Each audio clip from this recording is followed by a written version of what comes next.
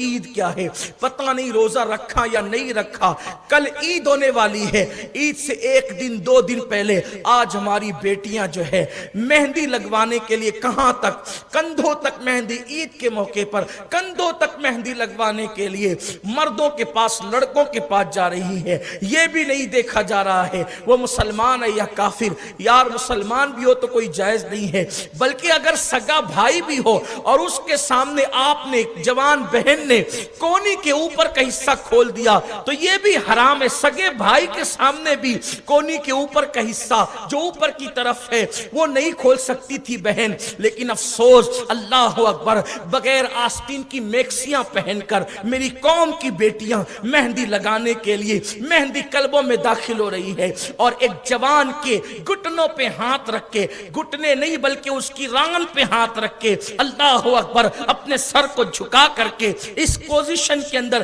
مہندی لگا رہی ہے۔ میری زبان حیا اس پر خاموش ہے کہ جس وقت اس کا جھکا ہوا وجود کسی اجنبی لڑکے کے سامنے اس کے رانوں پہ ہاتھ رکھ کر کے وہ مہندی لگواتی ہے تو اس وقت اس کے وجود کی پوزیشن کیا ہوتی ہے، اس پر میں کوئی تفسیرہ نہیں کر سکتا، عقل مندوں کے لیے اشارہ کافی ہے۔ منبر کے تقدس کا بھی خیال ہے، وہ مہندی لگانے والی بیٹیاں جنہوں نے کسی اجنبی مرد کے، اللہ اکبر، رانوں پہ ہاتھ رکھ کر کے اپنا ہاتھ اس کے ہاتھ میں دے دیا، کیا وہ یہ تصور نہیں کرتی کہ تم خدا کے غضب کو دعوت دے رہی ہو؟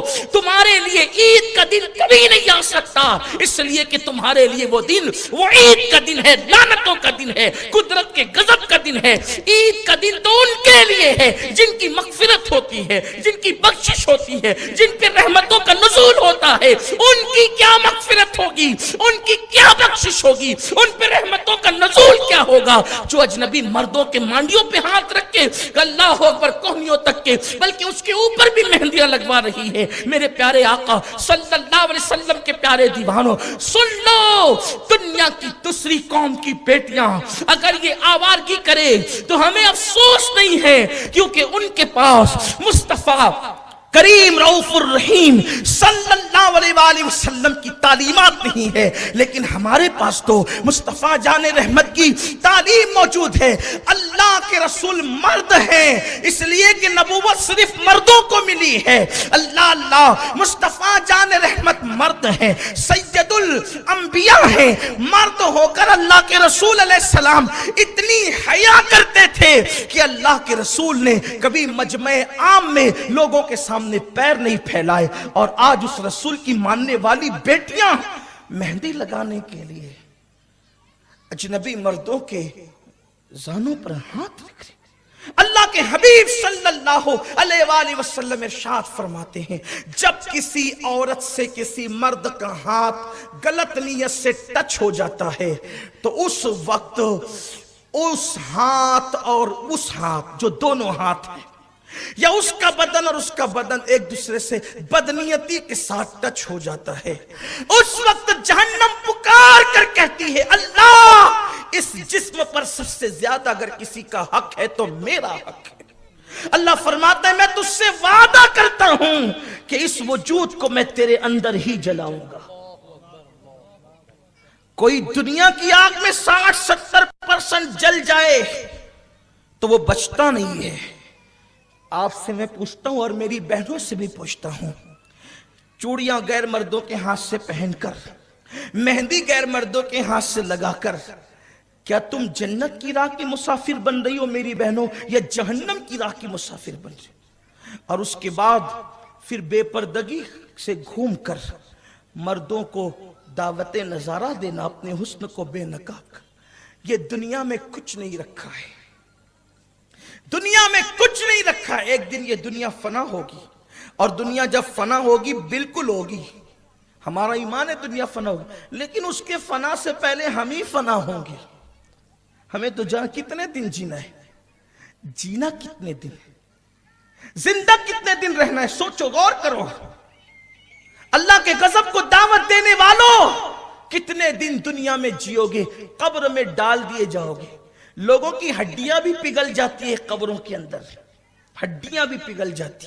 اللہ کے عذاب سے بچو، اللہ کے عذاب سے ڈرو، اللہ اللہ کے गजब को दावत मत दो, क्योंकि गुनाह करके कभी किसी को सुकून भी नहीं मिलता, किसी को कभी इज्जत और वकार भी नहीं मिलता।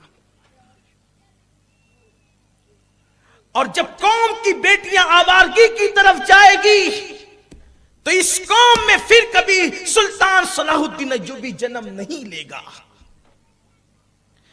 इस कौम के अंदर कभी नेकोकार, तकवा शियार, परहेजगार, उम्मत में इनकलाब पैदा करने वाले लोग कभी जन्म नहीं लेंगे। चोर, उचक्के, डाकू, गुंडे, ओबाश लोग जन्म लेंगे, इसलिए कि जैसा खेत होता है, जैसा बीज होता है, नताइज भी वैसे ही सामने आते। आज कैफियत ये हो गई, बेटियों को पर्दे का ख्याल न रहा और जवान इस कदर अल्लाह के से बेखौफ हो गए कि अब तो अल-अयाज़ु बिल्लाह मुसलमान कभी उस बस्ती से गुजरता था जिस बस्ती के अंदर बुरे काम होते थे और काम होता था कि जल्दी से इधर से गुजर जाएं, तो वो 1.5-2 किलोमीटर का चक्कर काट करके जाना गवारा करता था, लेकिन गुनहगारों की बस्ती से गुजरना गवारा नहीं करता। और आज हमारी पूरी बस्ती पापी हो गई, टीवियों की शक्ल में, फिल्मों की शक्ल में हर घर में जिना देखा जा रहा है। और जब देखा जा रहा है तो फिर उसकी नकल भी कहीं कहीं हो रही है। मगर यह मत समझना कि कुदरत हमें जिंदगी देकर भूल गई है, यह मत समझना कुदरत हमें जवानी देकर भूल गई है, यह मत समझना कुदरत हमें हुस्न देकर भूल गई है। मेरा अल्लाह भूलने से पाक है, वो किसी को भूलता नहीं है, वो सबको जानता है, सबको देखता है, सबके जज्बात उसके सामने हैं, कोई उसको भुला नहीं सकता। वो भूलने से पाक है, वो सोने से पाक है, वो ऊँघने से पाक है। और सुनो, जब तुम उसके गजब को दावत देते हो गुनाह करके, तो अल्लाह फिर कुछ लोगों को गुनाह की सजा इस शान से देता है कि उनको ऐसी बीमारियों में मुब्तला कर देता है कि दुनिया का कोई तबीब और डॉक्टर उनका इलाज भी नहीं कर पाता। आप समझते क्या हो? जवानी में गुनाह करना बहुत अच्छा लगता है, हुस्न की नुमाइश करना बहुत अच्छा लगता है, लेकिन तबाही के सिवा कुछ नहीं।